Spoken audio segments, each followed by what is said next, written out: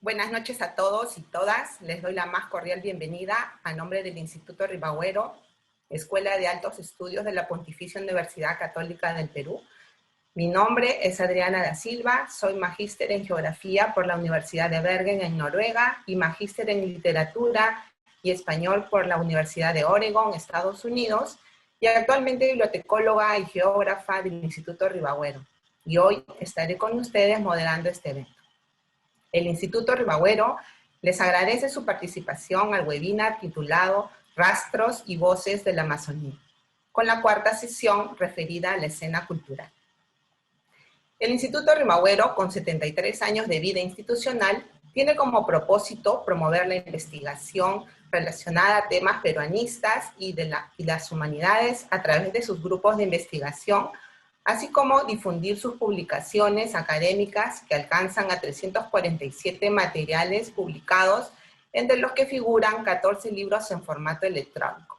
El IRA cuenta con 24 grupos de investigación de carácter interdisciplinarios, entre los que figuran los grupos de arqueología, fotografía histórica, patrimonio, historia del derecho, literatura, bicentenario de la independencia, entre otros. También publica la revista RIRA, indizada en diversas plataformas de amplia difusión en América Latina, que asegura un alto impacto de los artículos en la comunidad académica. Los últimos 4 números se encuentran en formato digital en la web del Instituto. Hemos de resaltar el esfuerzo del IRA, así como de todo nuestro equipo, en gestionar este evento en las plataformas digitales, en medio del estado de emergencia sanitaria. Antes de iniciar el evento, les recordamos que mantengan las cámaras y el micrófono apagados para evitar interrupciones. Las preguntas dirigidas a los expositores se realizarán únicamente a través del chat de la sala. Bueno, pasaremos ahora a los protagonistas de la escena cultural. Sobre nuestros expositores, empezaremos primero con Juliana Vidarte. Juliana es curadora, historiadora de arte, investigadora y docente. Entre los años 2015 y 2018 fue curadora del proyecto de investigación, gestión y promoción del arte amazónico Bufeo, Amazonía más Arte. En el año 2019 fue asistente curatorial del pabellón peruano en la 58ª Bienal de Venecia. Actualmente es jefa de curaduría y colección del Museo de Arte Contemporáneo de Lima. Con ustedes, Juliana. Hola. Quería primero agradecer al equipo del Instituto Ribagüero por la invitación y por la posibilidad de conversar hoy con Ana, Cristian y Verónica. Voy a trabajar una presentación sobre la obra del artista Graciela Arias y voy a empezar a compartir parte de esa presentación ahora. Bien. Elegí trabajar sobre Graciela Arias porque vengo pensando ya hace algún tiempo en lo interesante que resulta su trabajo por la forma en la que se vincula el discurso mitológico amazónico y al mismo tiempo una serie de referentes que vienen de distintas tradiciones pictóricas también del espacio de la Amazonía. He seleccionado para presentar hoy un grupo de 4 obras en las que todas trabajadas en pintura, pero pinturas sobre diferentes formatos, que Graciela desarrolla vinculadas a temática mitológica, pero además en todas ellas hay una presencia muy importante de personajes femeninos que están directamente conectados con la recuperación o preservación de los saberes tradicionales amazónicos también. Bien, solo quería contarles algunos detalles sobre Graciela antes de continuar. Graciela nació en Ayacucho, pero actualmente vive y trabaja en Pucallpa. Tuvo una formación como artista en la Escuela de Bellas Artes de Pucallpa.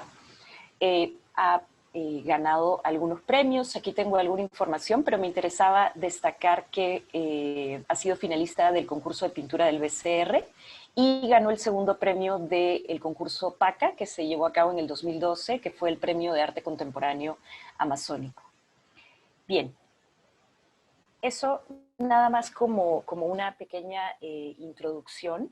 Y antes de comenzar, quería puntualizar qué tipo de elementos me interesa destacar en todos los casos que vamos a ver vinculados a la obra de Graciela.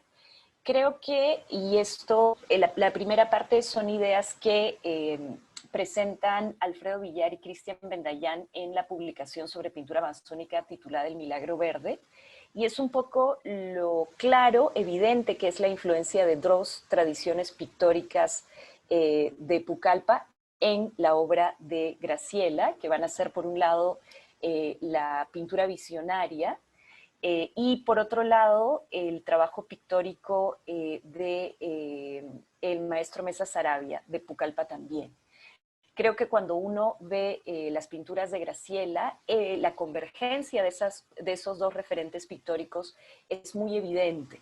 Pero yo quería sumar una idea más a partir de esa lectura que hacen Cristian Bendayán y Alfredo Villar, y es que también está muy presente la influencia de algunos otros artistas tradicionales con los que ha trabajado Graciela, que en un tiempo largo de su vida tuvo una tienda de arte tradicional en la ciudad de Pucallpa. Luego también la relación muy estrecha que mantiene con algunas maestras de la comunidad Shipibo-Conibo, como la maestra ceramista Agustina Valera. Creo que las largas conversaciones con estas maestras también se evidencian en una influencia muy clara sobre sus pinturas, y la influencia de otros pintores pucalpinos como Luis Martínez, por ejemplo, también. Pero bueno, voy a trabajar ahora sí directamente sobre los casos y ejemplos que quería que viéramos. El primero de ellos es esta pintura trabajada sobre un tacachero, es decir, sobre un elemento usualmente de uso cotidiano para la preparación del tacacho. Y me interesaba abrir con este ejemplo porque creo que es muy clara la hipótesis de lectura que luego quería plantear para las otras obras a partir de aquí. Esta pintura sobre el tacachero se titula Cena Mítica y muestra a una mujer de la comunidad del pueblo Shipibo-Conibo en la parte central. Déjenme ver si puedo utilizar el puntero aquí, preparando el tacacho, y ella se encuentra acompañada de un grupo de personajes parte de la mitología amazónica, como el Yacuruna, la Sirena, la Chiquimvieja, el Chuyachaki o la Runamula, ¿no?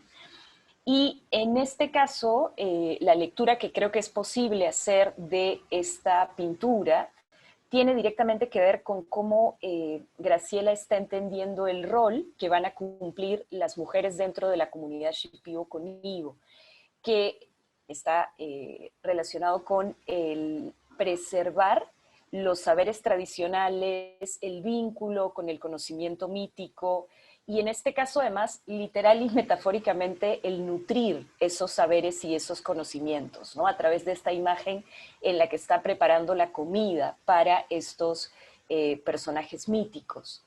Y también creo algo muy evidente en varias de las pinturas de Graciela es cómo vamos a encontrar un nuevamente vínculo bastante armónico entre dos espacios que están de alguna forma ocurriendo en paralelo.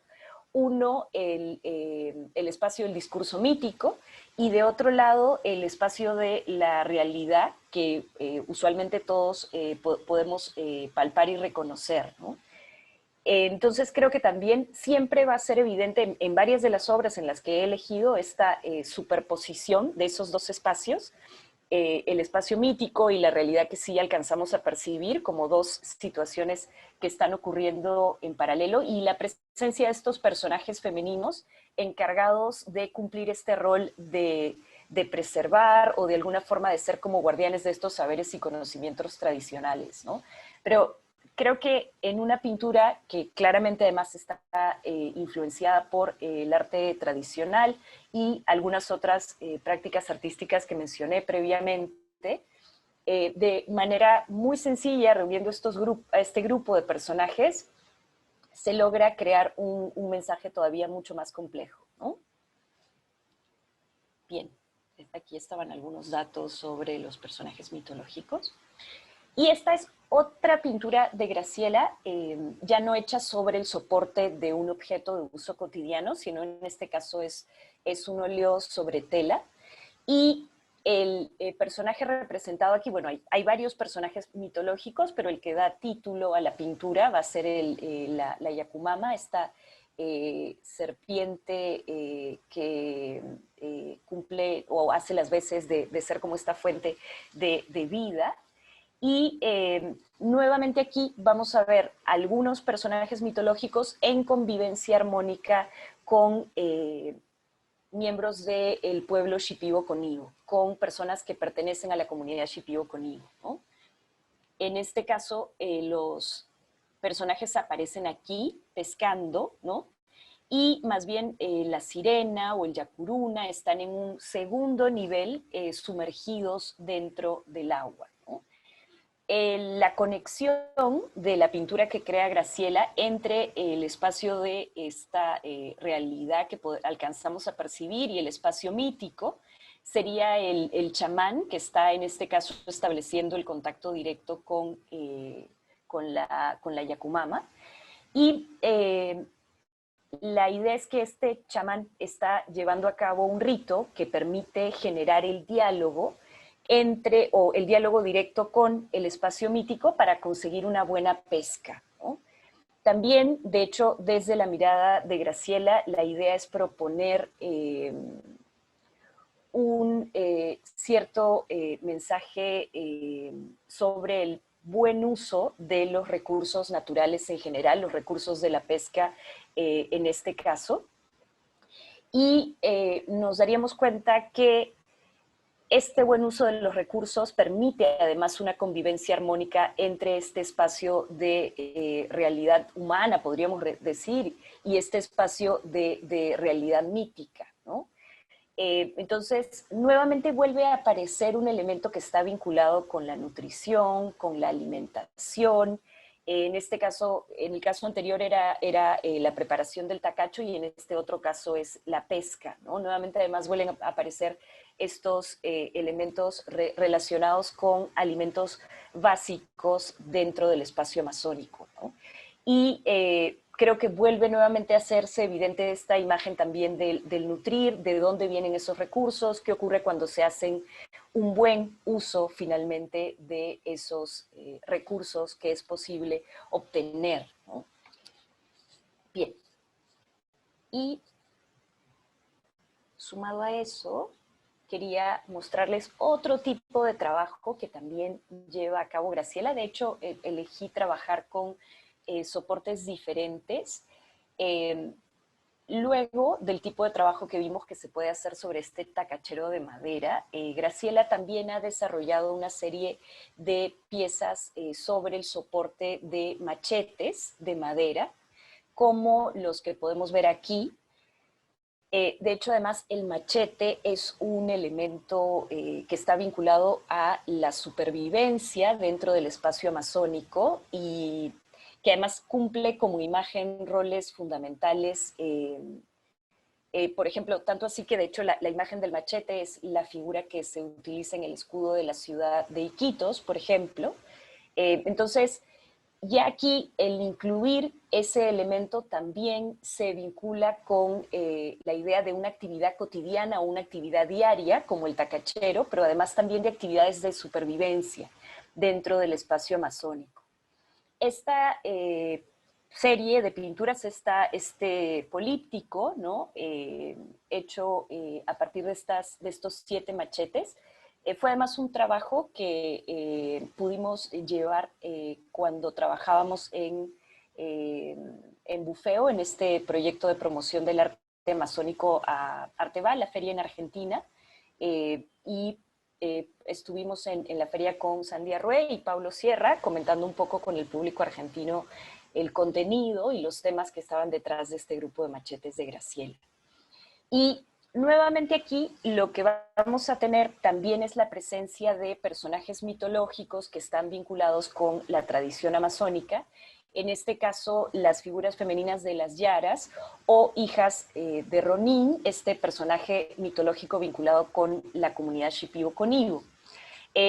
Vamos a encontrar un árbol, ¿no? Que de alguna manera se van a dar cuenta conecta toda la composición que tenemos aquí.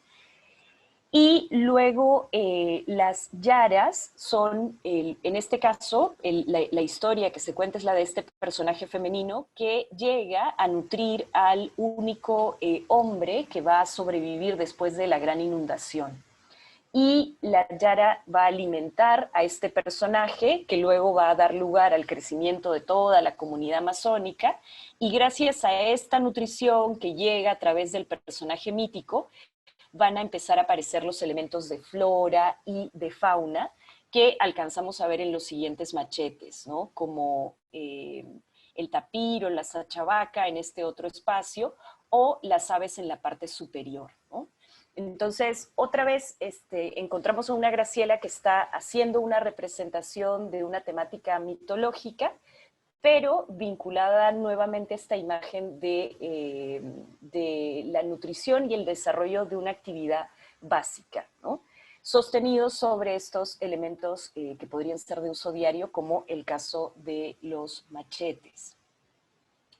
Y bien, y como último ejemplo, quería mostrarles otro caso de trabajo de Graciela, también creando esta serie de pinturas que están desplegadas como por escenas dentro de los machetes, que representa un mito que está inspirado en la obra de César Calvo, Las tres mitades de Inomoxo y otros brujos de la Amazonía, que es el mito que representa el inicio de los tiempos con la figura de Cametza y Narowe, ¿no?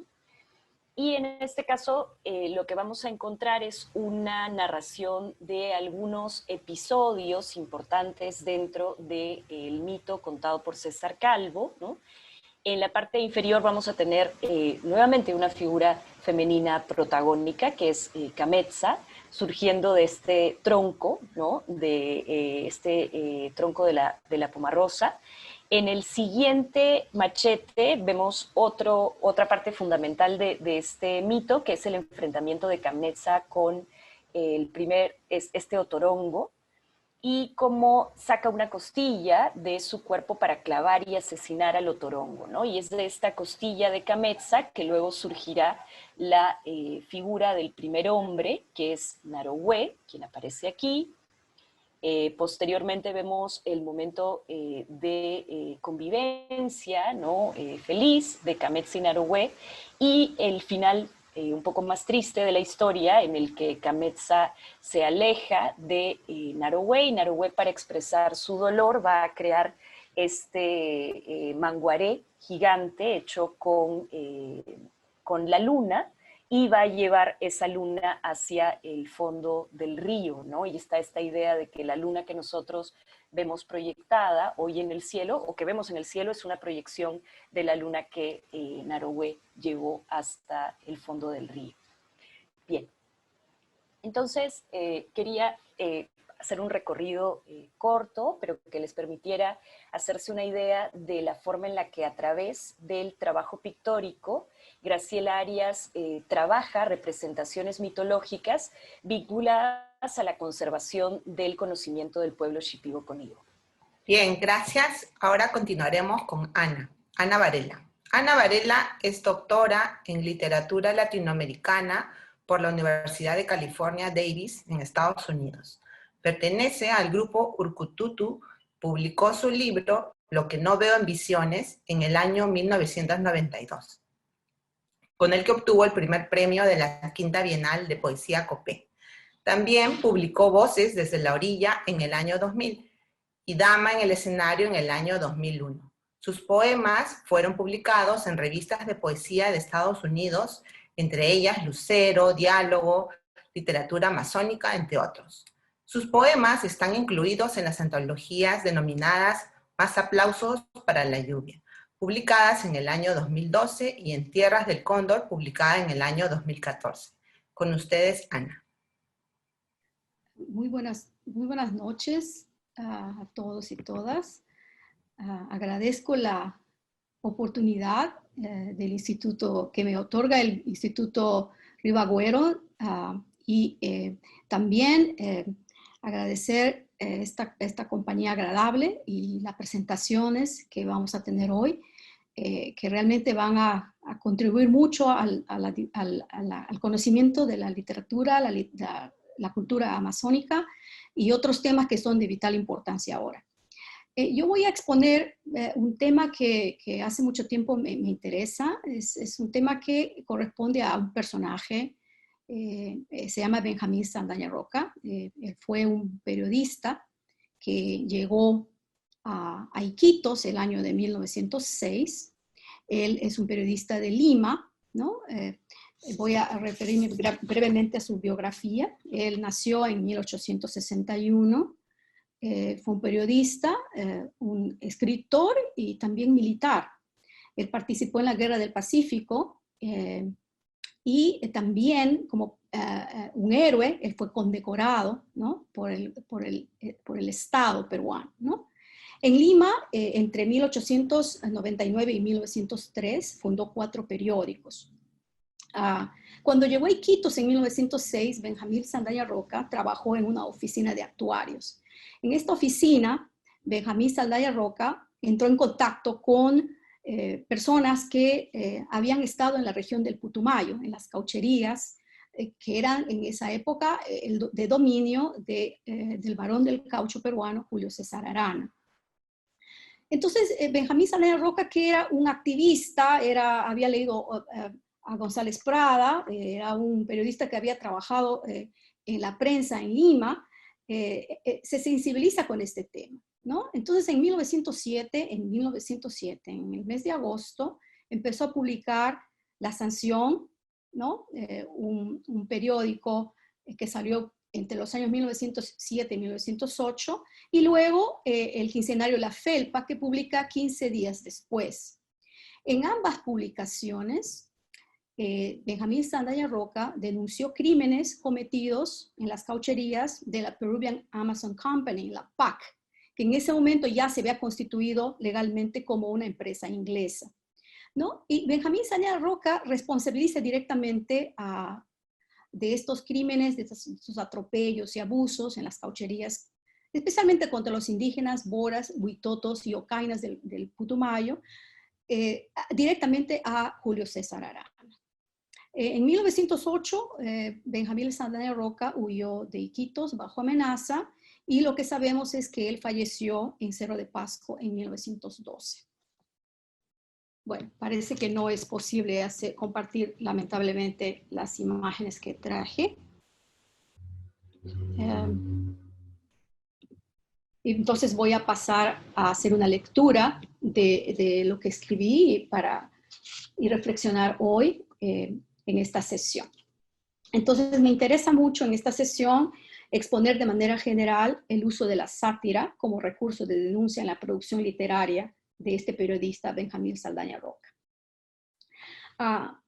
Según Ignacio Arellano, quien estudió mucho la sátira en los estudios modernos, él señala que en los recientes estudios que se hacen sobre la sátira, los estudiosos coinciden que la sátira es más una actividad que un género literario y que siempre implica un ataque, ¿no? Y que ese ataque puede usar la risa como instrumento de su ataque o simplemente ser un elemento constitutivo que no es necesariamente esencial. La literatura satírica de Saldaña Roca se centra entonces en esta figura, como ya he mencionado, Julio César Arana, pero no solamente en él, sino también en sus familiares, en los defensores del discurso civilizador y patriota, en la prensa local de Iquitos en ese momento, en los primeros años del siglo XX. Estos medios eran el Oriente, bajo la dirección de su fundador, el abogado y escritor Rómulo Paredes, y el Loreto Comercial, donde destaca el abogado y juez de primera instancia en ese momento, el conocido escritor Genaro Ernesto Herrera. Como sabemos, la sátira tiene una larga tradición en el Perú, que abarca desde la literatura de la colonia, la de la postindependencia con Asensio Segura y Felipe Pardo y Aliaga, y la posguerra con Chile, y posteriormente surge en las primeras décadas del siglo XX y que es donde se contextualiza este corpus satírico de Benjamín Saldaña Roca. En aquella primera década del Perú ya habían aparecido en el Perú publicaciones de periódicos y revistas con caricaturas. Una de ellas, por ejemplo, es Monos y Monadas, que es muy conocida en el Perú. Pero también corresponde a una tradición que no solamente en Lima, pero en toda Latinoamérica se estaban publicando este tipo de textos periodísticos con mucha... con mucho enfoque en la crítica, ¿no? En la crítica de los gobernantes del momento, ¿no? Estos objetivos que comparten estos periódicos, estas revistas, se constituyen como vehículos eficientes de una dura y vehemente crítica. Similarmente, Benjamín Saldaña Roca pretendía concientizar, alentar y advertir al público de Iquitos, familiarizado con las, entre comillas, buenas y honrosas acciones del varón del caucho peruano, supuesto paladín del progreso y de la civilización, quien además no solamente contaba con un cuerpo letrado en la prensa, pero que también contaba con el apoyo de fuerzas militares peruanas, autoridades civiles, de los juzgados de Iquitos y también autoridades militares. En cuanto al conjunto literario escrito por Saldaña Roca, él recurre al empleo de diversos géneros o subgéneros del lenguaje satírico y burlesco, usando con gran dominio el verso corto por su facilidad de lectura y la contundencia en su mensaje. Entre estos se encuentran sonetos, letrillas satíricas, parodias, charadas, adivinanzas y jocoserios. Destacan también en esta producción literaria de ese momento un acervo lingüístico donde las palabras y los giros idiomáticos del vocabulario regional amazónico enriquecen la semántica textual, otorgando a sus versos y frases coloquiales un sabor de tono costumbrista y crítico sin dejar de ser risible. De esta estrategia discursiva procede la fuerza de su estética, que radica en el hábil manejo de una combinación de lenguaje punzante, el verso jocoso, especialmente en poemas rimados, como aquella letrilla que se llama Dedicada a los enganchados del Putumayo, que lo voy a leer después. También poemas a destajo, los títulos son muy sugerentes, ¿no? Dedicado a los enganchados del Putumayo, aquellos que iban a las caucherías a colectar el caucho, a destajo, a la carga y galopando, ¿no? Y también escribía sonetos dirigidos directamente al ataque de los periodistas de Iquitos que publicaban en los periódicos que ya había mencionado. Y estas creaciones literarias proporcionan en el texto mismo una fuerza cuando atacan directa o indirectamente a los responsables de los hechos delictivos en el Putumayo. Una característica principal que surge de la lectura de estos textos literarios que muestran su propósito instrumental y denunciatorio es socavar la influencia nociva de Julio César Arana en la prensa local, fundamentalmente, ¿no? De esta forma, Benjamín Saldaña Roca ataca la postura ideológica de quienes escriben en ambos periódicos. Desde esta perspectiva desafiante, su corpus textual llega al lector de Iquitos y también a ciudades estratégicas de la región, Nauta, Caballococha, Lagunas, Yurimaguas y el Putumayo, donde se localizan los centros de acopio del caucho monopolizado por Arana y sus socios.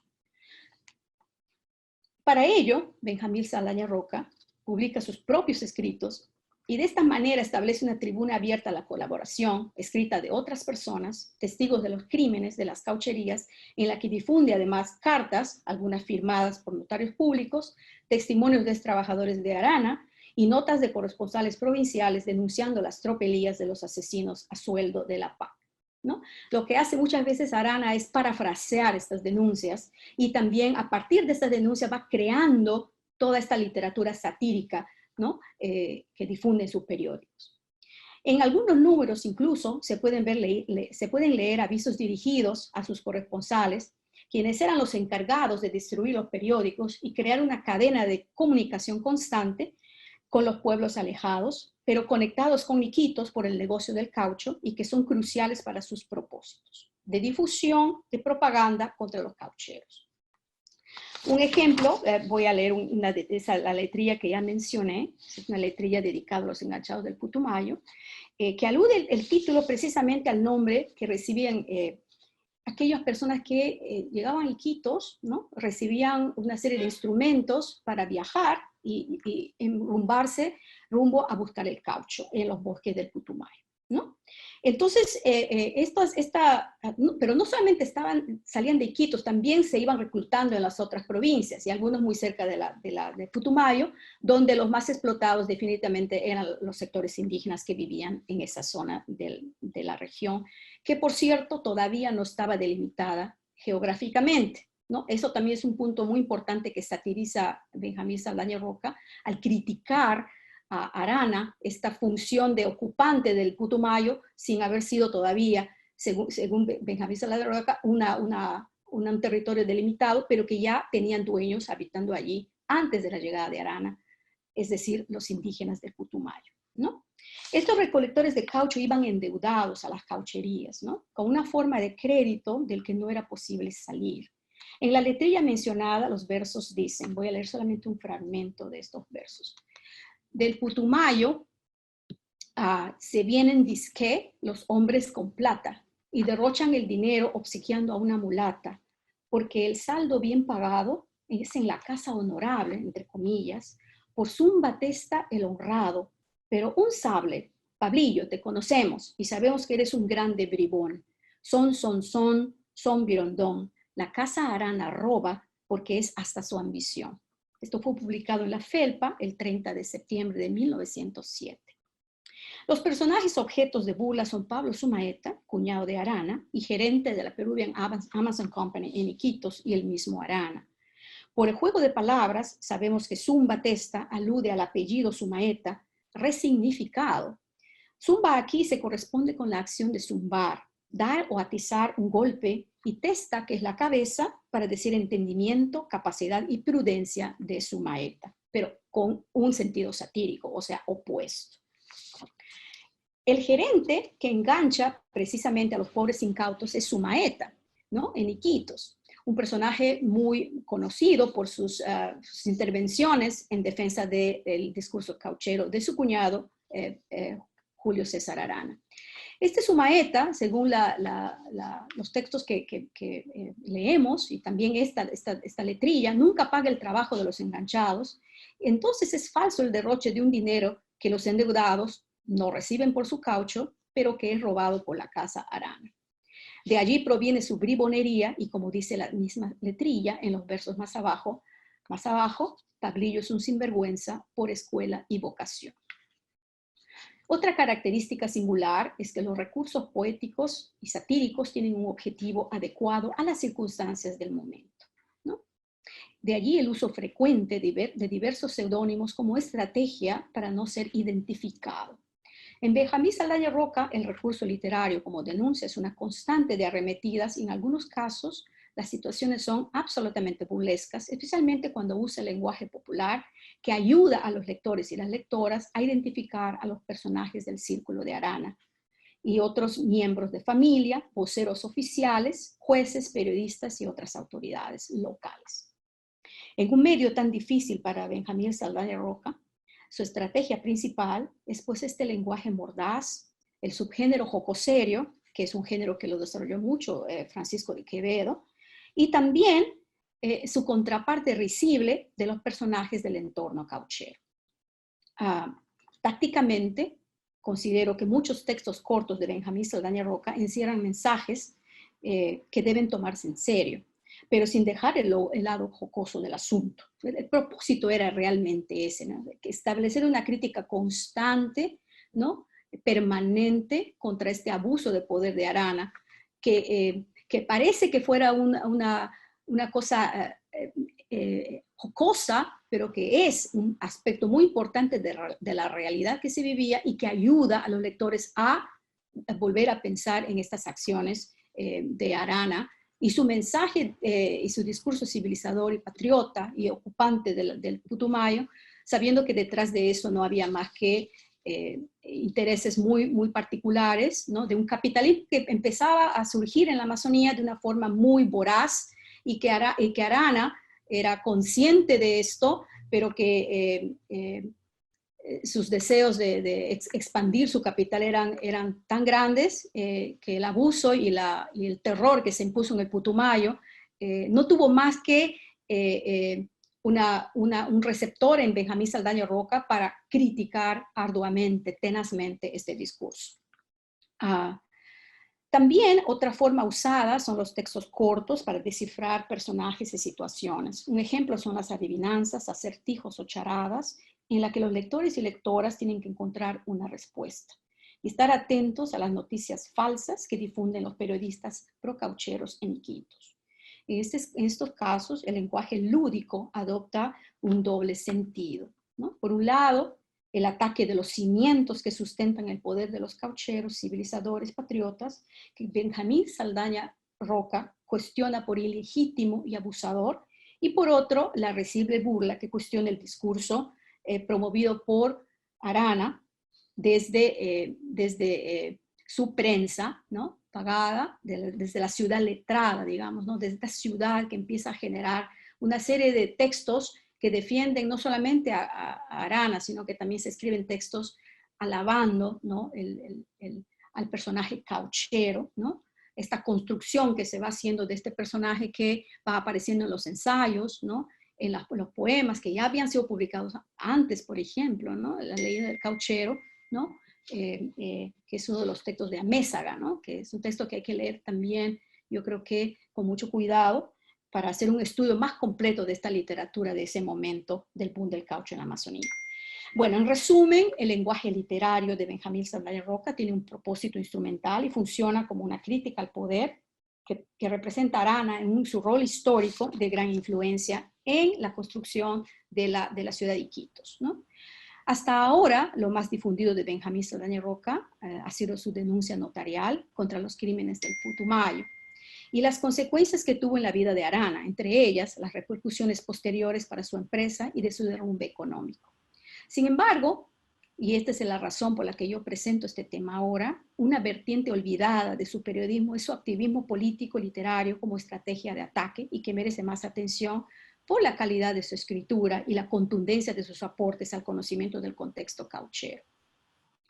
Considero que Benjamín Saldaña Roca es un exponente de la sátira de la Amazonía durante el boom del caucho y que funciona como un arma cuya destreza creativa en diversos textos, acompañados de recursos visuales, en algunos casos las caricaturas, por ejemplo, son un elemento que lamentablemente no he podido mostrar estas imágenes de los periódicos.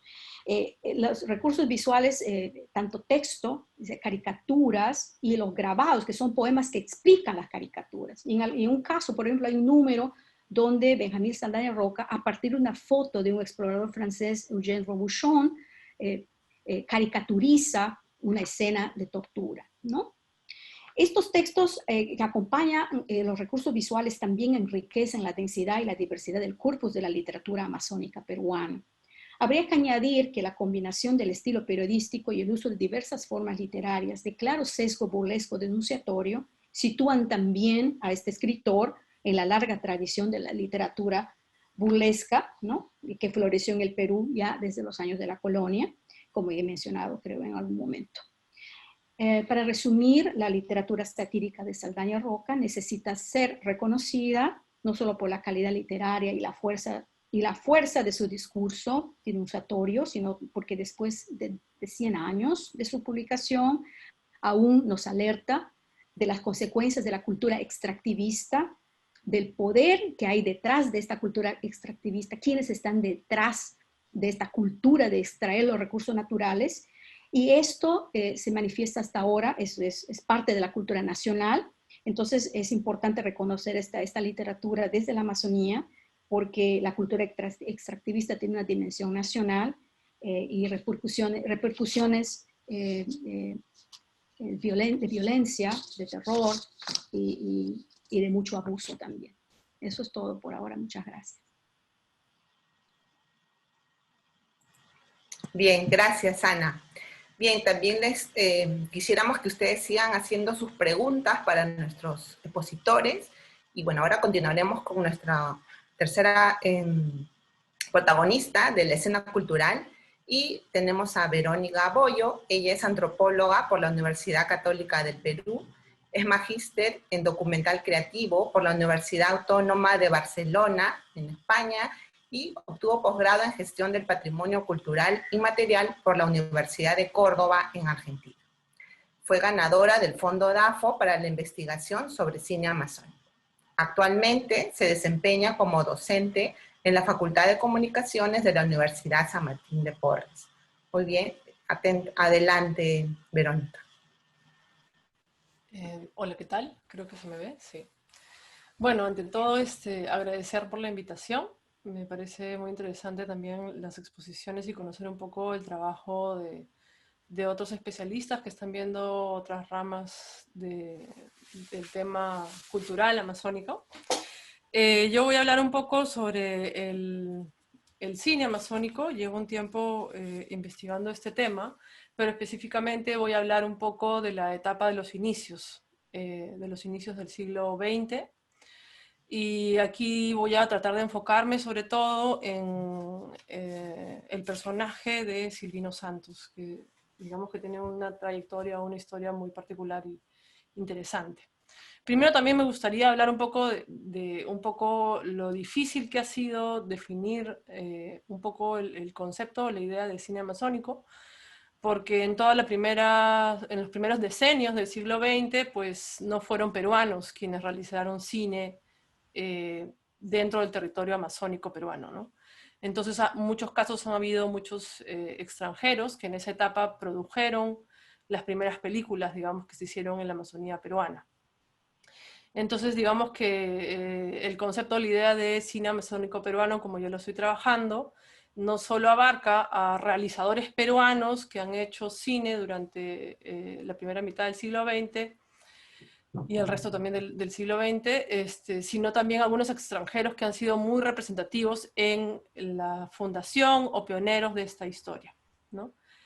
Y también, bueno, quería recalcar también las dificultades que hay en el contexto para el tema de la preservación de el patrimonio cinematográfico, de archivos fílmicos que recuperen, digamos, esta memoria sobre este tema.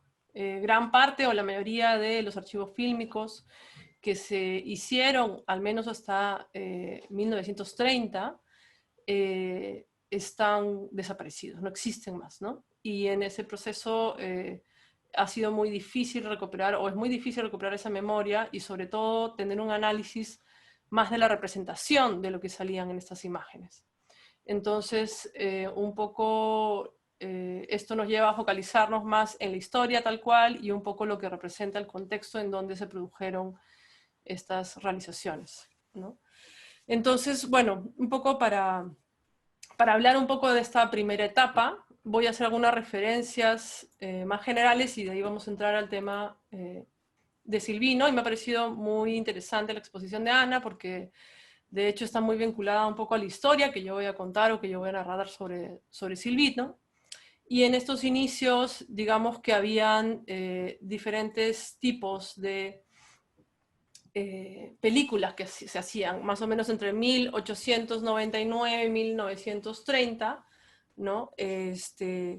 Tomemos en cuenta que la primera emisión de cine ha sido hacia finales de 1800 y llega a Perú en los primeros 5 años de 1900. Perdón, en 1899. Pero el tema es un poco en qué se focalizaban esos registros iniciales, ¿no? Sobre todo, por ejemplo, películas de viajes o films de viajes que se hacían, como las primeras proyecciones que se hicieron en el Teatro Politeama de Lima, que eran básicamente registros de Catedral de Lima o el Camino de la Oroya, y sobre todo el primer registro, digamos, que se tiene de la selva, que era de Chanchamayo. También, bueno, en 1914 también se hace este tema de un largo en 5 partes, que es financiado por la Peruvian Corporation, que básicamente busca reflejar el trabajo que se hacía o la ruta del ferrocarril central, ¿no? Se llama Viaje al interior del Perú, ¿no? Y va en esta ruta del ferrocarril desde el Callao, pasando por Huancayo, Chanchamayo, Perené, Mantaro. De ahí también hay como otra serie de registros que están relacionados a registros militares y expediciones científicas en esa época, como por ejemplo en 1915 hay un registro de un picnic de carnavales del año anterior en Iquitos, que registra un poco la vida militar y social de Iquitos, ¿no? Esto es registrado por el comandante Benavides, que también registra la entrada de los militares en la jornada de Caquetá, cuando es la época de la guerra con Colombia. Luego hay en 1921 una crónica fílmica de una expedición al Amazonas, sueca-peruana, realizada en las montañas del Oriente, ¿no? Se llama Crónica Fílmica de la Expedición al Amazonas, junto con Carlos Ropligliosi Vigil y el sueco Otto Nerschholz. No sabría cómo leer eso, pero por ahí va. Luego tenemos lo que son las expediciones colonizadoras, ¿no? Digamos las caucheras. Y ahí también hay varios largos. Ahí yo creo que más ver la referencia aquí en general y luego vamos a introducirnos cuando hable de Silvino. Como películas destacadas está la de 1921, de El Oriente Peruano, que es un largometraje producido por Arana, y en 1925, Tras los Andes hacia el Paraíso Peruano, que es una cinta producida por la productora llamada La Colonizadora, ¿no? Que también era una productora de Arana, por cierto. Y registros que tienen que ver con expediciones evangelizadoras, ¿no? Aquí tenemos en 1929 el tema, esta película de La Conquista de la Selva, que normalmente son documentales o registros, más que documentales. Estos primeros registros no tenían una categorización dentro de la lógica del cine porque de alguna forma en este momento todavía no se había generado esta división entre lo que era la ficción y el documental.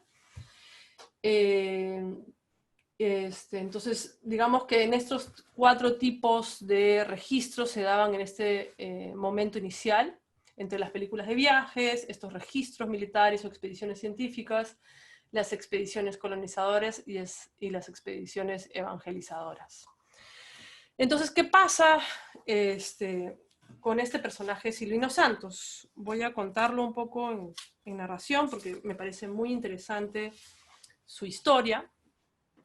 Silvino Santos es un portugués que llega inicialmente a tierras brasileras y se recorre diferentes lugares, ¿no? Recorre lugares como Belén, el Xingu, Alto Guayana, inclusive llega a Iquitos, pero normalmente él se asienta en Manaos y conoce a un maestro que le enseña, digamos, el arte, perdón que ahí sale ampliar, le enseña el arte de la pintura y la fotografía. Leonel Rocha es su maestro en ese momento ahí, pero él aún es muy joven, más o menos ahí decide él volver a Portugal y aprender más esta profesión o esta actividad en ese tiempo, ¿no? A los 17 años decide volver a Portugal y aprende durante un año un poco más el arte de la fotografía. Luego regresa nuevamente a Manaos y básicamente lo que hace es abrir un estudio fotográfico. Un estudio fotográfico que además le da muchísima reconocimiento. Él se vuelve muy conocido en este trabajo ahí y digamos que su reconocimiento llega y cruza fronteras en el lugar con este estudio. Y entonces en algún momento es contactado por Carlos Rey de Castro, que es el cónsul peruano en Manaos, para básicamente invitarlo a que él haga el registro del viaje de la comisión consular por el Putumayo, ¿no? Y en este registro, que aquí tenemos otras imágenes de él,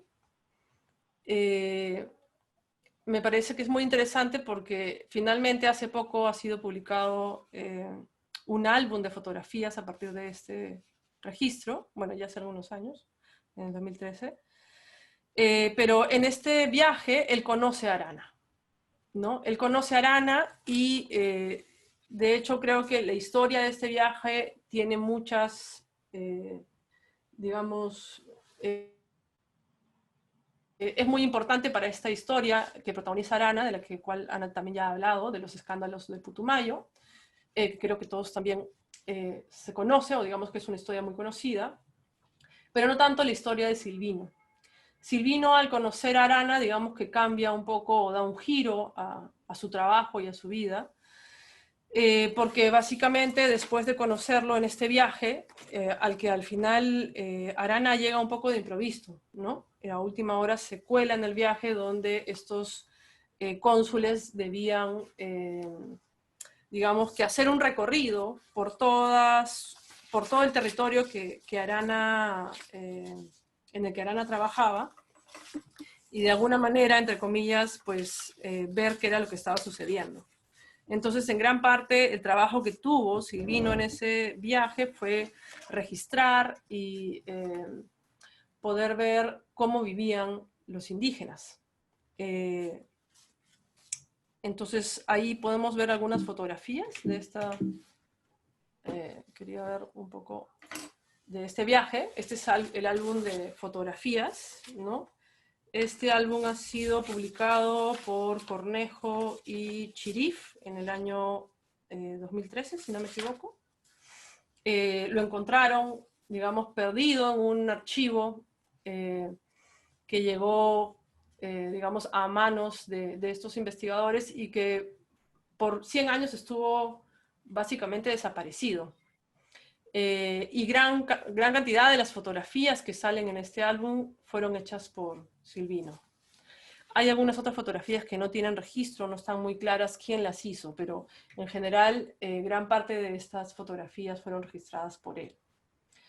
Entonces, ¿qué sucede con Silvino? Él hace este recorrido, viaja con esta comisión consular, un poco hasta cierto punto para verificar cómo vivían los indígenas, y su visión también fue un poco la del colonizador hasta cierto punto, ¿no? En este punto, al conocer a Arana, digamos que lo contrata, ¿ok? Arana lo contrata y eso pasa más o menos un año después para que Silvino haga una película sobre cómo viven los indios en las zonas donde él trabajaba, y que esta película funcione para fundamentar su defensa en Londres frente a el tema del escándalo del Putumayo. Para contextualizar, justo estaba Ana hablando de este periódico La Felpa, que fue el primer periódico que en el Perú, digamos, denunció los abusos que Arana cometía contra los indígenas, y que años después sería publicado un segundo artículo en un periódico londinense, La Truth, digamos que es el artículo que realmente revienta el caso, ¿no? Cuando sucede con La Felpa, de pronto no hubo tanta repercusión a nivel, digamos, del Estado peruano que sancione a lo que sucedía con Arana, pero cuando ya llega digamos, esta noticia a Londres, esto se vuelve un escándalo mundial. Y finalmente lo enjuician o pasa por un juicio desde allá, desde Inglaterra. Entonces, en este proceso, Arana había estado viviendo antes en Europa y había visto un poco en ese tiempo cómo funcionaba el cine y qué impacto te estaba teniendo el cine, que era como algo que recién comenzaba a suceder en la gente. Y él piensa, bueno, cómo puede utilizar esto para su beneficio y en su defensa.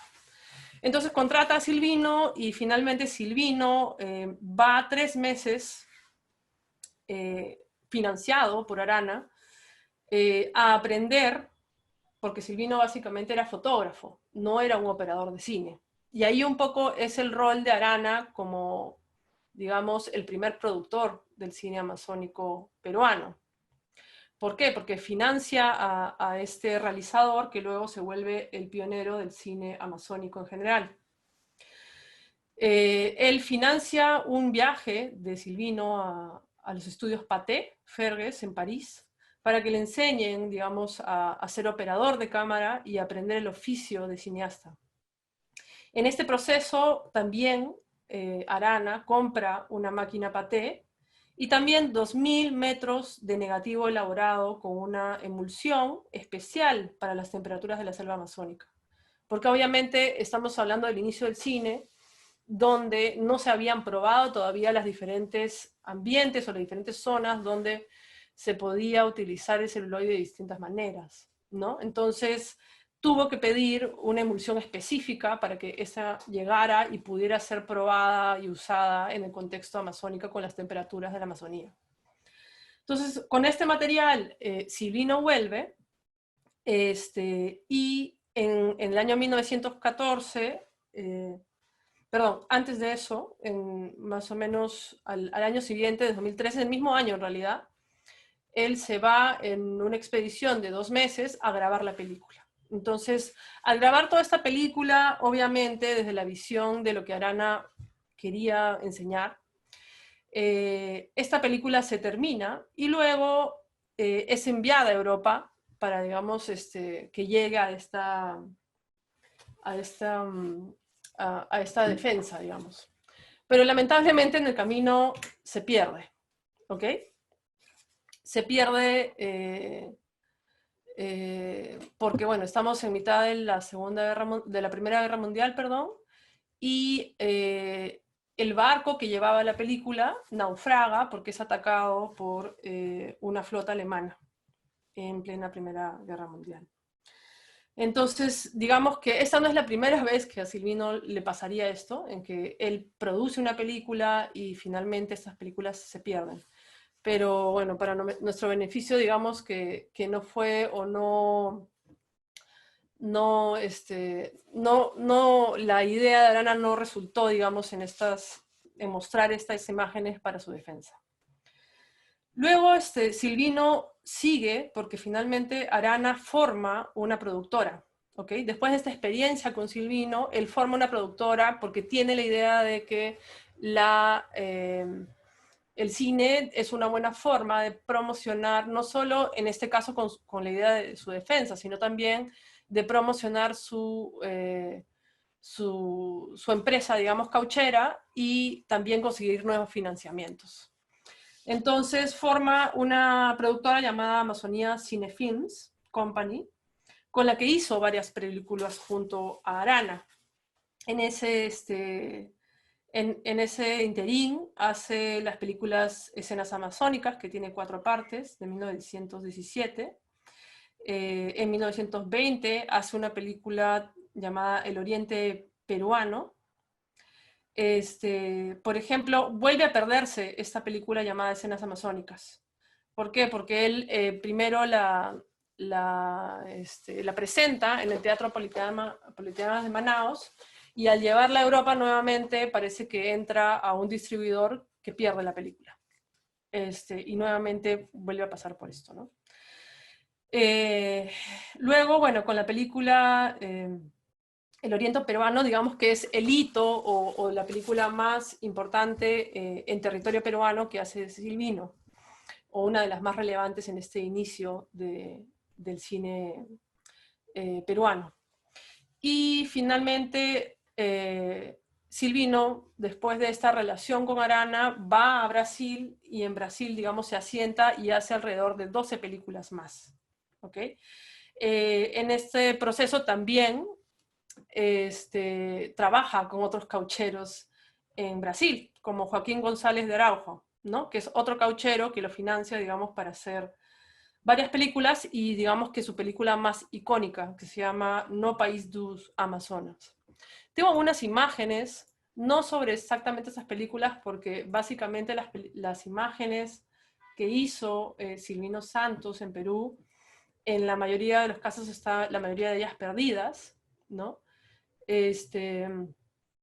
Pero bueno, aún se conservan algunos fragmentos que están en algunas cinematecas en Portugal, ¿no? La Cinemateca Portuguesa tiene algunas de ellas, y en Brasil. Estas imágenes que les voy a mostrar es de No Rastro del Dorado, que son recuperadas de la Cinemateca Portuguesa. A ver, quiero, para que lo veamos un ratito.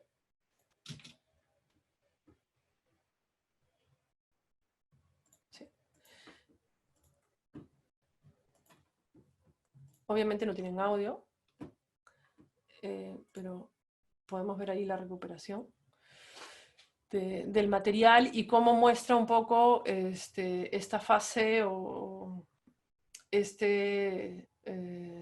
etapa, digamos, inicial del cine amazónico, que de alguna manera el cine de esa época era registro, ¿no? Más que cine tal cual como lo entendemos ahora, ¿no? Era registro de las correrías, en este caso de los caucheros, o de algunos otros extractores, digamos, de esa industria, ¿no? Quería dejarles un poco algunas imágenes para que... Esto es de la película, esto es en Brasil, de la película No Rastro do Eldorado se llama. Si podemos ver, hay una película que habla un poco de la historia de Silvino Santos, que ya es hecha a posterior. Esta película está hecha por Michilés, que se llama O Cineasta de la Selva. Es un largometraje de docuficción hecho en Brasil, donde cuenta un poco la historia de Silvino Santos, pero es como una ficción, bueno, una ficción documentada, un docuficción. Y en esta película sí hay algunos fragmentos de las películas que Silvino logró grabar o de los registros que Silvino logró grabar en Perú. Como sus películas hechas en Perú se perdieron, digamos que no había todo el celuloide que habían grabado en las películas que finalmente hizo, ¿no? Y ahí un poco quería ir también a otros ejemplos de esa época, porque básicamente lo que manifiesta esta primera etapa del cine o los inicios del cine amazónico hecho en Perú es su relación con el extractivismo, ¿no? Como también lo ha mencionado Ana, cómo esto finalmente impacta o es parte de la historia de la Amazonía peruana y cómo finalmente es lo que en algún grado la define. Gran parte de los productores de esta primera etapa del cine que se ha hecho en la Amazonía son personas como Arana, que podríamos denominar como el primer productor cinematográfico de la Amazonía, gracias a esa patrocinado que le dio a Silvino y las películas que produjo con él. Pero también hubieron otras hechos por ejemplo, el Ferrocarril Central, a través de la Peruvian Company, y otras producciones que en esa época que estaban muy centradas siempre a la construcción de una obra como el Ferrocarril Central y la promoción que la empresa hacía para eso.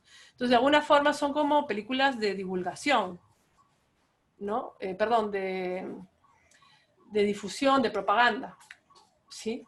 Y eso es lo que está en el trasfondo, digamos, de la producción de esa primera etapa. Nosotros, de hecho, lo vemos como registro, pero estos productores veían la oportunidad en esas películas para promocionar su trabajo y llevarlo a financistas, para que pudieran conseguir, digamos, más financiamiento para sus proyectos. Entonces, hay una intención debajo de la producción de estas películas que claramente está enfocada en esa situación, ¿no? Con la producción básicamente por intereses extractivistas o desde la empresa de esa época, ¿no? Y sin más, bueno, quería dejarlos un poco con esta idea, un poco de esta primera etapa del cine hecho en la Amazonía y cómo finalmente el tema del caucho impacta tanto en tantas esferas y de tantas diferentes aristas en la historia de la Amazonía, ¿no?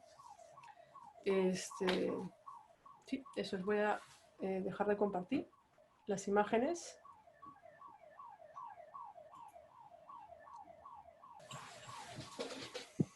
Bien, gracias Verónica. Ahora pasaremos a Cristian Bendayán. Cristian es artista plástico de Iquitos, ha realizado diversas exposiciones individuales y participado en varias exposiciones colectivas en el Perú y en el extranjero. En el año 2000 obtuvo el primer premio en el concurso nacional de arte Pasaporte para un artista, otorgado por la Embajada de Francia en el Perú. En el año 2003, el Museo de Arte del Centro Cultural de la Universidad Nacional Mayor de San Marcos realizó una muestra retrospectiva de su obra. En el año 2019, en Venecia, presentó la exposición Indios Antropófagos. Adelante, Cristian. Hola, ¿se me escucha, verdad? Sí, todo muy bien. Ya, perfecto. Bueno, primero gracias por la invitación, gracias al Instituto Ribagüero y a todos los organizadores de este encuentro en torno a la Amazonía, tan importante siempre, pero en estos tiempos especialmente. Y nada, es un gusto compartir esta conferencia con Juliana, con Ana, con Verónica, con Anita, especialmente, que no la veo hace tanto tiempo. Ha sido una bonita manera de encontrarnos. Yo lo que voy a hacer es contarles un cuento rápidamente. Voy a compartir mi pantalla. Estamos. Entonces, más que hablarles de la obra desde una mirada académica o qué sé yo, como quieran llamarlo, prefiero contarles un cuento sobre la obra de algunos artistas que a mí me llaman muchísimo la atención y creo que es muy importante detenernos a mirarlo y a entender su propuesta, ¿no?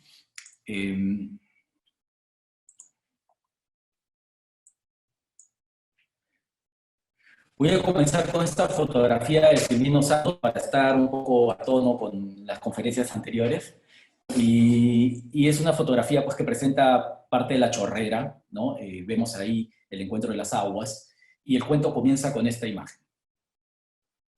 Allí, donde chorrea el agua, en ese montón de piedras hundidas, donde el Putumayo se hace remolino, allí empezó todo. Un día en que Juma, el dios Garza, dejó su túnica en la orilla para bucear en busca de pescado. Pero al regresar, esta había desaparecido. El dios buscó en los ríos hasta llegar al mar sin encontrarla. Cuando regresó a su tierra, había una fiesta en la que todos reían a carcajadas y se burlaban entre sí al probarse sin éxito su túnica, que había sido tomada de la orilla por unos niños. Al ver que a nadie le quedaba el traje, invitaron a un viejo alto y delgado que permanecía solitario en un rincón. La túnica le quedó perfecta, pero a pesar de ello, nadie había notado que se trataba del dios Garza, por lo que no guardaron reverencia y siguieron festejando. De pronto, Juma invocó a un rayo que al estallar hizo un hueco en el suelo. Así, la maloca y toda la gente que celebraba dentro se hundieron convertidos en piedra. Desde entonces, los Aimenu, o clan de la Garza Blanca, los descendientes de Juma, aprendieron a ser honrados y a no tocar los objetos ajenos, así como a respetar a los abuelos, pues son los sabios que transmiten los conocimientos para vivir en armonía con el mundo. Durante siglos, esta armonía gobernó estas tierras habitadas por huitotos. Aquí surgieron muchos clanes que durante largo tiempo transmitieron a sus descendientes los saberes que ayudarían al buen vivir. En tiempos recientes, surgieron en estos pueblos artistas que forman parte de una de las corrientes productivas más representativas del arte amazónico peruano. Por mi parte, he asociado a varias de las corrientes artísticas a los ríos en las que están ubicados los pueblos de los artistas. Llamo la corriente del Ampillacu a la producción generada principalmente por artistas de descendencia bora y huitoto, de pueblos como Brillo Nuevo, Pucorquillo y Pebas, pueblos que están ahí en la cuenca del río Ampillacu, por supuesto. La familia Yahuarcani es un grupo de artistas, ¿no?, que son descendientes del clan Aimenu, o de la Garza Blanca, es decir, son descendientes de Juma, de la primera Garza, a quien a quien vemos en esta pintura, ¿no? La pintura que tenemos aquí es una obra de Santiago Yahuarcani, una pintura hecha sobre Llanchama, y a Juma, a un hombre garza, pueden ver ahí los detalles, ¿no? El cuello, del cual sale la cabeza de una garza, las patas de garza. Así que, como ya pueden ver, en esta charla me voy a concentrar en hablar de la obra de los Yahuarcani, especialmente de 3 miembros de esta familia, ¿no? Santiago Yahuarcani, Nereida López y Rember Yahuarcani, que es hijo de ambos. Tuve la oportunidad de curar algunas exposiciones de los artistas de esta familia, de Rember, de Nereida, de Santiago, y la más reciente fue presentada en octubre del 2019 en el IGNA de Iquitos. Es una muestra que se llama El lugar de los espíritus y que se ha postergado su presentación en Lima, que estaba programada para abril, debido pues, a la situación de emergencia que vivimos.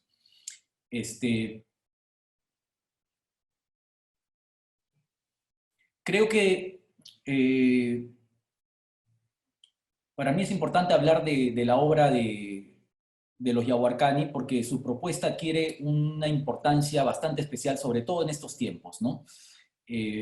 Tan complejos, tiempos de, podríamos decir, emergencia ecológica, en que se vuelve necesario un arte con conocimiento de aquellos mundos que se están extinguiendo, no solo por la muerte de tantos indígenas, debido a múltiples motivos, especialmente la indiferencia del Estado, sino también por la pérdida de las lenguas originarias y la transculturación de los pueblos nativos, pero especialmente por la contaminación de los ríos y la deforestación de los bosques, que están dejando sin hábitat a los seres que protegen estos espacios y que son el nexo entre la gente humana y la gente espiritual.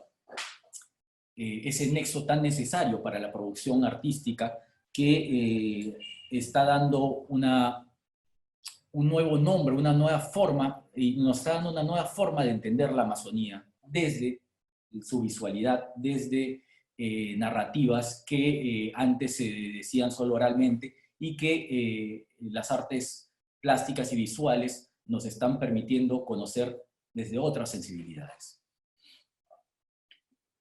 La labor de la familia Yahuarcani es un proceso completamente integrado a las faenas del hogar. A diario ellos se adentran en la selva que los rodea al encuentro de alimento y medicina y aprovechan la ocasión para recoger los materiales que se transfiguran en sus piezas de arte. Por ejemplo, vemos en esta pieza hecha por Rember Yahuarcani, ¿no?, del año 2004, cómo están extrayendo la corteza de llanchama del árbol, ¿no? Esta corteza que sirve tanto para los trajes como para la pintura de toda esta corriente artística surgida en el Ampillaco, ¿no? Entonces, esta familia se adentra permanentemente, ¿no?, al bosque, a este bosque que rodea su casa. Su casa está en un lugar bastante especial en Pebas, ¿no?, en los límites de Pebas, y allí pues cogen frutos de huingo, el palo, la topa, por ejemplo, la corteza de llanchama, que ya les mencioné, la corteza de punga, la corteza del machimango, del caucho macho, semillas de chiringa, la espina del palo de pijuayo, la raíz del árbol muela de perro, la madera rabo de choro, la fibra de la chambira y del muraui, la caballuza y las semillas de huito. Lo que vemos en este momento es una pintura de Santiago Yahuarcani que se llama Manedo, o El lugar de los espíritus. Es una especie de boceto de lo que fue una pieza muy especial desarrollada entre Santiago y Nereida López, que consiste en una instalación que la estamos viendo ahora. El anterior es el boceto y esta es la instalación, ¿no? Esto es parte de la muestra que no se ha logrado presentar aún en Lima y que está hecha íntegramente con materiales naturales, ¿no? Íntegramente con materiales naturales recogidos de los alrededores de la casa de Santiago y Nereida, ¿no? Pero cada semilla, cada fruto, cada rama, cada fibra de la naturaleza que ellos toman, lo hacen con el consentimiento de los espíritus del monte, no es que lo toman así nomás, ¿no? Con quienes Santiago y Nereida se encuentran cotidianamente en una naturaleza sin jerarquías, donde todo se adquiere por merecimiento. Pueden ver ahí esta pieza hecha con caballuza, esta hecha con espinas, ¿no? Pueden ver el detalle. Pero nada, volviendo al cuento, para no perdernos, vamos a retomar el cuento para finalmente entender mucho mejor la producción de esta familia. Como decíamos, durante siglos la armonía gobernó estas tierras habitadas por huitotos, hasta que ésta se rompió con la llegada de los caucheros, que sembraron conflictos y horror, casi exterminando a pueblos enteros. En esta zona conocida como La Chorrera estaba instalada la Casa Arana, la empresa más grande de extracción de gomas silvestres en la Amazonía. Lo que vemos es una foto de Silvino Santos, es una foto de un árbol de chiringa donde está pues, cortada pues, para extraer la resina del caucho, ¿no? Ahí Verónica pues, nos habló ampliamente, y también Ana, sobre la presencia de Silvino Santos y especialmente de Julio César Arana en la Amazonía, ¿no? Entonces, al decaer el negocio de la empresa extractiva del caucho, los caucheros comenzaron a trasladar a los jóvenes huitotos a otras tierras para continuar explotándolos. Entre ellos, alistaron a Gregorio López, el único del clan Aymene que llegó en ese entonces a los campamentos que se instauraron por el río Algodón, allí donde se origina el río Ampillacu, mientras se preparaba una guerra con Colombia. El apellido de Gregorio era español, pero en Aymene su nombre real era Ibel, que significa pluma de un ave, o también podría ser hoja de un árbol. Fue a los 16 años que lo sacaron de La Chorrera y lo llevaron a trabajar a lugares como Ucaurco y La Chorrera Nueva. Aquí, los huitotos prepararon la chacra con la promesa de que pronto recibirían a sus familiares, pero quienes llegaron solo fueron más jóvenes de distintos grupos étnicos, como los boras, ocainas, andoques, entre otros. Así fue como Gregorio conoció a su esposa Josefina Pinedo, cuyo nombre huitoto era Safiango, que significa flor. Ella era nonuya del clan del Achote, que significa, del clan del Achote, que es este fruto del cual extraen el tinte rojo. Juntos se asentaron en Pucorquillo y tuvieron hijos. Gregorio enseñó sus conocimientos a su hija Marta López, quien se desposaría con un cucama de apellido Yahuarcani, que no conservaba mucho de la tradición y la lengua de su pueblo. Marta López, tuve la suerte de conocerla, una mujer que muy fuerte. Según Santiago, ella decía que ella no era mujer, que ella era hombre, que tenía espíritu de hombre, y por eso no tenía miedo a la noche, al bosque, y se adentraba, y ella, entre tantas cosas, enseñó a Santiago y a Nereida a extraer, por ejemplo, la yanchama de la selva, ¿no? Cuando Gregorio cumplió 60 años, decidió regresar a La Chorrera, en busca de sus padres y hermanos, de quienes no había tenido noticias desde su partida. Al llegar allí, esas no eran más tierras peruanas. Como recuerdan, hubo una guerra entre Perú y Colombia, y ese territorio de donde salió alguna vez Gregorio ya era tierra colombiana. Los aymenos se identificaban como colombianos y le recriminaron a Gregorio el ser compatriota de esos genocidas caucheros peruanos que esclavizaron, torturaron y aniquilaron a los abuelos, jóvenes y niños huitotos. Sus hermanos salieron a su encuentro, sus padres ya habían fallecido entonces, y lo invitaron a quedarse en su tierra natal. Pero Gregorio decidió regresar con su familia y seguir compartiendo con su hija Marta, a quien vemos en la fotografía, toda la sabiduría del único aymenu que migró hasta el río Ampillacu.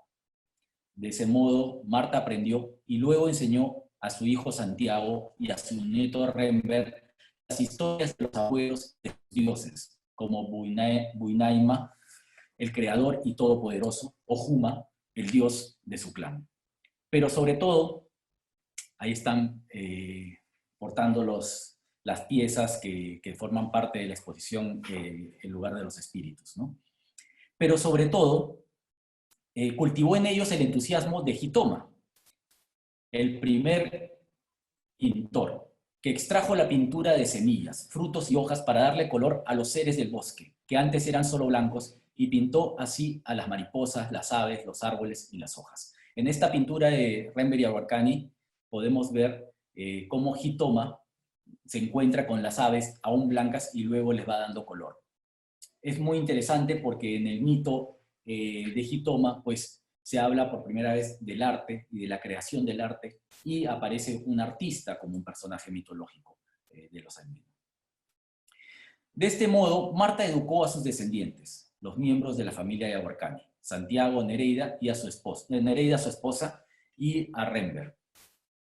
Decidieron dar forma y color a aquellas historias que enmudecían con los años y que con dificultad sobrevivieron, desde pinturas, murales, esculturas y máscaras hechas a partir de frutos de huingo. Los Yaguarcani incorporaron los conocimientos del bosque al imaginario nacional, trayendo presente la voz de los abuelos, de los espíritus y los dioses, honrando así la memoria de Juma, el primer Aimenu, que les enseñó a ser honestos y a valorar la sabiduría de los abuelos. De este modo, también contaron aquel terrible episodio para los indígenas del Putumayo, pero desde la mirada de sus víctimas. Obras como El corazón de los varones del caucho, esta pieza de Santiago Yaguarcani que estamos viendo, y que describe todas las torturas, diferentes torturas a las que fueron sometidos los indígenas en el Putumayo, en los campamentos caucheros, pues nos habla de episodios que no estaban, o detalles que no estaban descritos oficialmente en libros, no estaban registrados, y que ahora desde el arte pues encuentran este vehículo para narrarse, transmitirse, recordar, recuperarse, ¿no? Y, por ejemplo, vemos arriba, como detalle, una maloca en llamas, ¿no? Estamos hablando de este episodio conocido por los huitotos como el incendio de la maloca en la comunidad de Atenas. Acá lo vemos con más detalle, ¿no? Santiago hace esta pintura sobre la forma en que los capataces incendiaron una maloca llena de hombres, mujeres, niños, ancianos, andoques y especialmente población del clan Bofaiza, ¿no? Ahí podemos ver en esta foto de Silvino Santos la dimensión de una maloca, ¿no? Lo grande que es, para que se imaginen cómo fue catastrófico ese castigo, esa forma en que aniquilaban a los indígenas, ¿no? Aquí volvemos a esta foto de Silvino Santos, ¿no? Donde vemos este árbol de caucho. Simplemente lo he puesto para que vean cómo los occidentales representan y entienden el caucho como un objeto, la Amazonía como un objeto que explotar, lo hemos dicho muchas veces esta noche, ¿no? A diferencia de esta representación de Santiago Yaguarcani en su obra Amazonía, donde presenta el árbol de la chiringa y la selva misma como un sujeto, como un humano. Esto nos habla de esa unidad que hay en el pensamiento indígena y que se está representando a través del arte entre lo humano, el paisaje y los espíritus, ¿no? Aquí están todos sufriendo. No solo se trata de una mujer, una madre desangrándose, sino se trata también de un árbol herido, y se trata también del espíritu dueño, protector de esta Amazonía, también muriendo, agonizante, ¿no? Para terminar la historia, les voy a contar que 100 años después de la migración del bisabuelo Gregorio, los Yaguarcani viajaron a La Chorrera y allí, acompañados por la abuela Marta y seguramente los espíritus de todos sus ancestros, pintaron un gran mural que cuenta la historia del pueblo huitoto. He puesto para ilustrar este viaje una obra de Rember Yaguarcani que me fascina, ¿no? Este viaje en la noche, este río en la noche, donde vemos a dos hombres aves que, según el mito, son como la representación de los primeros humanos, ¿no? Esta gente ave que navega pues en una especie de hoja. Me hace pensar mucho en este viaje de los Yaguarcani, que de retorno, ¿no? al pueblo de sus orígenes, ¿no? De donde tuvieron que salir en tiempos del caucho. Así es como en octubre del 2012 regresaron y solicitaron a las autoridades hacer un mural. Gente de esta zona, de La Chorrera, no estaba muy de acuerdo, especialmente los ancianos, porque no querían recordar aquellos episodios tan dolorosos, aquellos tiempos tan dolorosos para el pueblo huitoto, ¿no? Finalmente se autorizó la realización del mural, y Santiago y Rembert comenzaron a pintar, ahí pueden ver también con ayuda de otros artistas, este mural que fue hecho sobre lo que fuera la casa principal del campamento cauchero de Arana, ¿no? Se trata de un mural titulado El grito de los hijos del tabaco, la coca y la yuca dulce. La imagen, como pueden ver en la imagen general, lo que tenemos es el pueblo huitoto que está habitando sobre una gran hoja que puede representar la hoja de tabaco y la hoja de la coca a la vez, ¿no? Y esta hoja se sostiene sobre una especie de muro, sobre una base hecha con piedras que tienen ojos. Estas piedras representan a los ancianos, a los sabios, lo que ellos llaman los Usuma. Y este muro, esta base, pues significa que el pensamiento y la vida de los huitotos se debe sostener sobre el conocimiento y el respeto y la fuerza de los abuelos, ¿no? De los abuelos sabios. Vemos algunos detalles. Aquí está la pieza sola. Y aquí vamos a ver algunos detalles. Esto es el lado izquierdo. Vamos a comenzar del lado izquierdo hacia el lado derecho, ya que es así como plantearon la lectura los artistas, los autores del mural. Aquí vamos a ver lo que Santiago llama la representación del paraíso. Aquellos tiempos en que se vivía en paz, una idealización del pasado huitoto, ¿no? Vemos una maloca donde están celebrando, hay una gran fiesta, y los invitados están trayendo el vitayo, están trayendo la caza, la pesca, son recibidos con la caguana, ¿no? Con esta bebida de la yuca, y bueno, se va desarrollando todo este encuentro en eternidad, ¿no? Cuando Santiago y Rembert estuvieron allí, empezaron a investigar más y recopilaron información sobre esta época y sobre los mitos, y es así como incluso ubican en este mural lo que es el túnel de donde salieron los primeros humanos, ¿no? El que le llaman el Comemafo, que es el túnel de la gente, ¿no?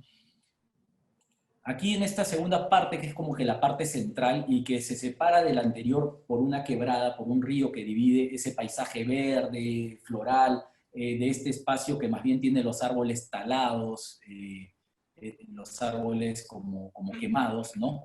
Y donde vemos finalmente los tiempos de la explotación del caucho, ¿no? Vemos las torturas de los caucheros, es decir, de los capataces hacia los indígenas, ¿no? Estos capataces que están vestidos de blanco con sombrero, que originalmente pues eran foráneos y mestizos, y finalmente terminaron siendo también los propios indígenas los que ejecutaron a su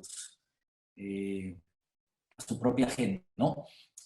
Vamos a ver torturas tan detalladas como en aquella obra que vimos hace un rato, El corazón de los varones del caucho, ¿no? Torturas como el cepo, que es estas dos maderas donde los estiran, el chitaraco, que es una especie de hoz, de gancho, con el que les arrancaban trozos de la cara, ¿no?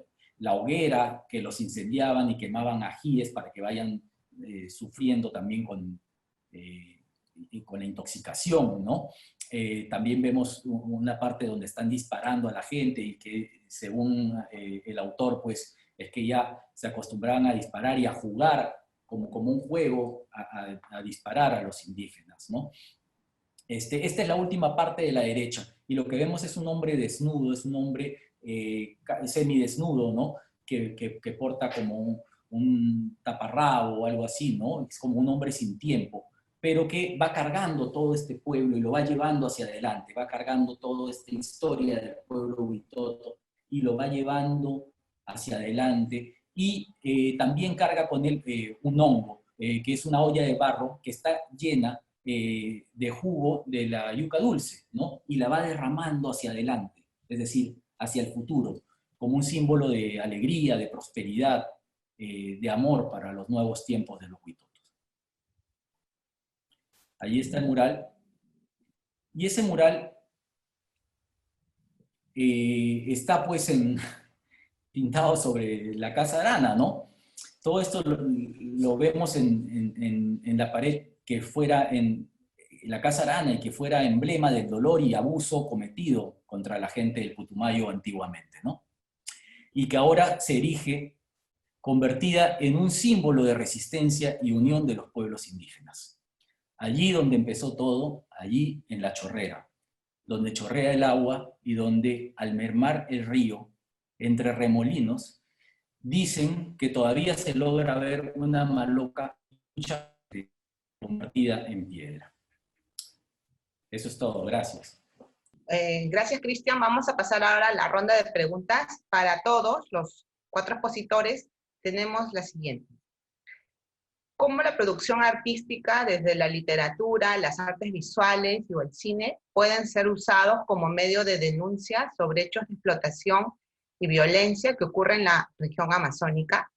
Esa sería una. Y la otra también para todos sería si a las comunidades amazónicas se las ha representado como una otredad por parte de Occidente, ¿cómo consideran que se ha representado en general al occidental desde las culturas amazónicas? Empezamos entonces con, como ustedes digan, Ana, o Verónica, Cristian, o... Adelante. A ver, voy yo. ¿Ya? Muy Sí. brevemente.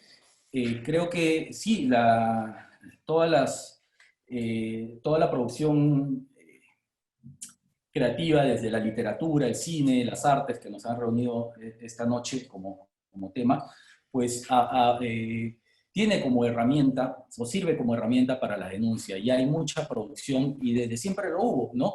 Hemos hablado, Ana ha hablado sobre Benjamín Saldaña, y la forma en que también desde la prensa, gráficos, fotografías, sirvieron para denunciar los abusos, ¿no? De los caucheros, ¿no? Creo que en estos tiempos especialmente se está generando un amazonismo, una producción artística vinculada a la Amazonía, pero vinculada no solo en su representación, o desde su representación, sino más bien bajo vínculos mayores de responsabilidad, de respeto, y que plantea muchas denuncias y muchas luchas. No solo tienen que ver pues, con situaciones de los indígenas, como en algún momento, sino en estos tiempos se abarcan temas como los derechos por la identidad de género. Creo que hay una lucha muy, muy fuerte por la conservación de la ecología y especialmente del territorio, ¿no? Del territorio amazónico, para que no sea una vez más explotado y se respete pues, la propiedad de los amazónicos, o este territorio como propiedad de los amazónicos. No sé si otra persona responde la misma pregunta o otra pregunta. ¿Sí? Sí, gracias. Les vuelvo a repetir para Verónica, me parece, acá tenemos una pregunta que dice, el contexto del boom del caucho fue uno de explotación, pero también uno que permitió, alentó la creación cultural. ¿Qué opinas al respecto, Verónica? Bueno, ahí creo que se refieren básicamente por la idea de Arana como primer productor de cine amazónico, ¿no? Que en la práctica, pues lo es, ¿no? Creo que al final también depende de cada arte. En el caso del cine como tal, creo que es un arte que puede tener mucha capacidad de influencia, ¿no? En términos de hasta de persuasión, digamos, ¿no? Y en ese sentido, quien consume tal vez el cine, obviamente en ese tiempo es un momento distinto al de ahora, alguien ahí como Arana vio la oportunidad o la posibilidad de utilizar ese recurso para su beneficio, ¿no? Y básicamente, o sea, el cine de propaganda es un cine que existe desde el origen del cine. O sea, siempre ha existido, solo que se usa de maneras, digamos, que pueden ser poco evidentes, ¿no? Pero si nos vamos a otro tipo de cine, la cineasta, siempre los nombres se me... Riefenstein, por ejemplo, ¿sí? La cineasta de Hitler, hacía películas increíbles, pero básicamente eran propaganda, ¿no? Y uno podría tener esa visión de que este tipo de cine no lo es, o pasa por un registro, o pasa por una ficción, pero en realidad en el fondo el uso que le dieron, porque Arana no fue el único que produjo este tipo de cine en esa época, hubieron otros empresarios, otros caucheros que lo hicieron, ¿no? A diferencia de otras artes, no sé si se ha dado ese caso, ¿no? Yo creo que los otros podrían mencionar si en esas otras artes podría decirse que se ha usado para esos fines, ¿no? También me gustaría un poco mencionar aquí la literatura oral, ¿no? La literatura oral es una literatura de gran poder, ¿no? Es una literatura que se recicla, ¿no? Es una literatura en constante movimiento, ¿no? Las últimas narraciones orales que yo escuché, el año pasado fue a Quito, estuve un mes y estuve viajando un poco, escuché realmente narraciones que hablaban ya de dar derechos a los ríos, de dar derechos a los árboles, o sea, poner esta cuestión que mencionó también un poco Cristian, de que vivimos en un ambiente en la Amazonía donde realmente los saberes se comparten y cada ser que está involucrado con el ser humano no es visto solamente como un simple objeto o una simple parte de la naturaleza o como un adorno, es que hay una estrecha vinculación que se comparte, ¿no? Vitalmente, es una relación vital, es una relación imbricada en fuerzas naturales, fuerzas humanas, fuerzas culturales, fuerzas de conocimiento del medio ambiente. Y yo creo que la literatura oral contribuye también a ese tipo de conocimiento y también de alertar a los oyentes qué es lo que está pasando en este paulatino y constante devenir de actividades extractivistas en la Amazonía y también con la contaminación, con la minería ilegal en el río Nanay, por ejemplo, ¿no? Entonces, yo creo que la literatura oral y también la literatura escrita, por supuesto, contribuyen tienen un peso político y contribuyen a esta discusión y a este debate que se está manteniendo ahora con más fuerza en torno a la relación humana y la relación de los seres humanos con los otros seres que están en la naturaleza. Creo que ahí me gustaría agregar algo, tal vez, en relación un poco a la pregunta también, porque me parece que tal vez las diferencias frente a la pregunta que habían hecho sobre el contexto cultural es de quién la produce, ¿no? Una cosa, por ejemplo, los ejemplos que hemos visto ahora, muchos son los propios indígenas o alguien de del propio contexto cultural quien está produciendo este producto cultural. En cambio, en el ejemplo que yo he planteado es un foráneo que básicamente viene afuera y hace este registro y hace esta producción. Entonces, creo que depende mucho también quién es el actor que produce esta producción cultural para definir también si puede o no influenciar positiva o negativamente a ese contexto, ¿no? Yo quería responder nada más. Sí, adelante. Sí, gracias.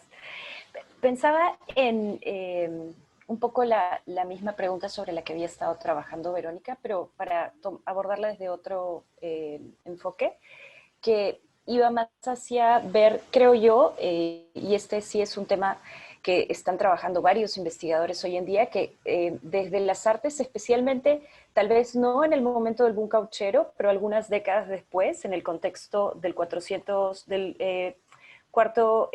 centenario del descubrimiento del Amazonas, hay toda una generación de artistas, pintores, fotógrafos, que son bastante conscientes del tipo de imaginario que se ha construido sobre la Amazonía a partir de las imágenes que se comparten durante el boom cauchero y que claramente están tratando de plantear otra visión o una mirada renovada sobre ese imaginario. Entonces pensaba que sí, que de hecho el boom cauchero en sí se convierte como en, o sea, Verónica, Cristian, Ana han tratado diferentes ejemplos de expresiones artísticas que están claramente vinculadas con el hecho. Y luego pensaba, conectándolo con lo que nos ha presentado Cristian, que hay una gran cantidad de artistas, especialmente artistas indígenas, que proponen ya desde los 90 y 2000 en adelante una propuesta de reescritura del discurso histórico sobre el boom cauchero, de la misma historia del caucho, y para plantear lo que tú decías, Verónica, en tu última intervención, que es que las voces o quien enuncie sea otro y que escuchemos esta otra versión de esa historia también, ¿no? Y solo quería responder muy cortito a una pregunta que había hecho Jorge también sobre la influencia de la mitología amazónica en el arte contemporáneo amazónico. Creo que termina por ser un elemento fundamental. Creo que hay mucho por estudiar. Creo que los artistas que trabajan a partir de los mitos reconocen el rol que están cumpliendo estos mitos. Y esto lo comentaba con Cristian unas horas antes de la mesa hoy, no como un mito que está en el pasado, sino como un elemento presente, totalmente presente en las sociedades amazónicas actuales, y que además a través del mito se pueden generar estos proyectos artísticos que buscan reconocer la necesidad de conservar saberes tradicionales y de conservar, por no tener una mejor palabra, el conocimiento amazónico en general, ¿no? Eso, nada más. Bien, gracias a ustedes expositores y cumpliendo puntualmente con el tiempo programado, le damos pase a ustedes para que ya se despidan del público, unos minutos cada uno. Juliana primero, Ana, Verónica y después Cristian. Una despedida del tipo, muchas gracias a todos. ¿Sí?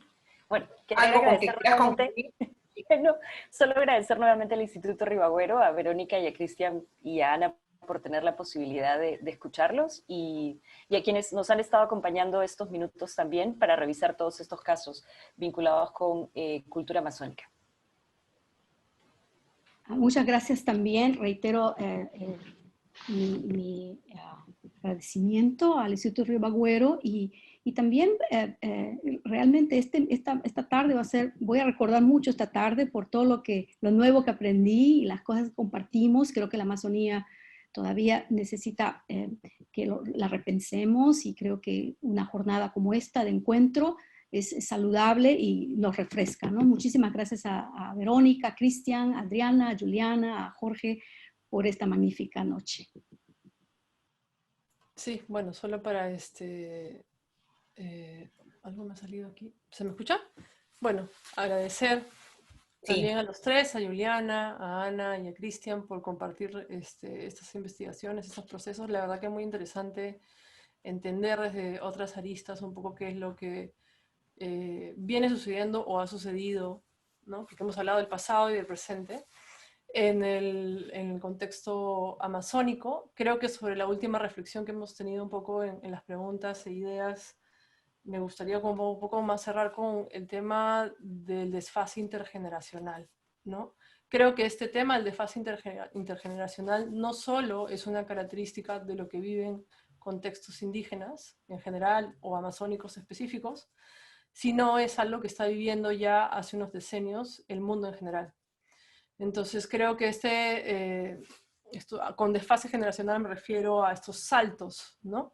En cambios de una generación a otra que son muy bruscos y realmente cambios de formas de ser, de hacer, de pensar, que no eran tal cuales hace 100 años o hace 50.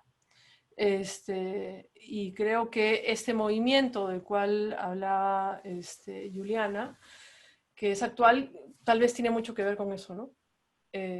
Con cómo estas nuevas generaciones también están buscando recuperar esos desfases generacionales. Nada, dejar con esa reflexión final y muchas gracias. Muchas gracias, Alira.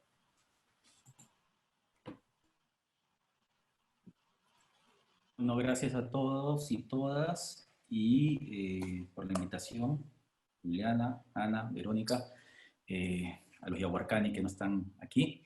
Y creo que es muy importante escuchar las voces y tener la presencia en siguientes oportunidades y en todas las que se puedan, de gente que tiene estas miradas y que están en otros lugares y que nos vienen no están en los mismos círculos que a veces nos movemos y que creo que tienen un conocimiento, una información de primera mano y que hay que tener muy en cuenta. Así que nada, esperamos próximas presentaciones con mayor participación de agentes culturales indígenas, amazónicos, en general, amazónicos de todo el mundo, no solo de la Amazonía, que esto se siga multiplicando. Muchas gracias. Gracias, Cristian. Bueno, en nombre del Instituto Ribagüero agradecemos la participación de cada uno de ustedes y nos despedimos, no sin antes invitarlos también a nuestro próximo seminario virtual institucional en homenaje a la conmemoración de los 76 años de fallecimiento de José de la Riva Agüero y Osma, benefactor de la PUC, que se realizará durante el mes de octubre en su homenaje. El título del evento será José de la Riva Agüero y Osma, el hombre, su legado y su tiempo. Los esperamos en los siguientes días, miércoles del mes de octubre a las 7 de la noche. La programación de nuestros próximos eventos pueden encontrarlos en las plataformas de nuestras redes sociales de Facebook e Instagram del Instituto Ribagüero, y los videos de nuestras anteriores conferencias virtuales las pueden visitar en la plataforma de YouTube a la que los invitamos a suscribirse. Gracias y buenas noches.